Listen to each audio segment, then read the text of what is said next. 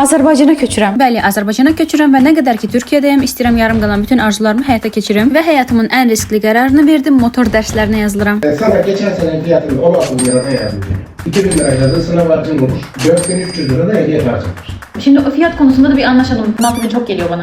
Doğru 4 hafta sana eğitim verecek. Ama 15 bin lira olur. Azərbaycanda sistem necədir bilmirəm, amma Türkiyədə birbaşa imtahana gedə bilmirsiniz. Mütləqdir ki, birinci kursa yazılasınız və kurs sizi yönləndirsin imtahana. Maşın sürücülük vəsiqəmi alanda bir dəfə test imtahanına girdiyim üçün ikinci dəfə testə girməyə ehtiyac olmayacağını və sadəcə sürmə imtahanından keçməyimin motor sürücülük vəsiqəsi almağıma bəs edəcəyini dedilər. Amma müraciət üçün çoxlu sənəd istədilər. Bir dənə sağlıq raporu almaq üçün neçə saatda gəzirəm. Bütün dövlət dairələri burdadır. O ona göndərir, o ona göndərir. Vallahi asan xidmətin qədrini bilin. 2 gün ərzində zibilyon dənə yer gəzdim ki, bütün sənədləri toplaya bilim. Sağlıq raporu axtara vallahi da sağlıq malık heç qalmadı. Yəni sağlıq raporunda yazacaq ki, bu yorğunluqdan gəbərir. Sağlıq mı qaldı? 38 manatda bu sənədə xərcim çıxdı. Yəni Azərbaycanda alsam daha ucuza başa gələ bilərmiş. Çox şükür sənədləri təhvil verdim və sabahı gün ilk motor dərsimə qatılıb 10 dəqiqə sonra özümü xəstəxanada tapdım. Bu barədə isə növbəti videoda danışaram.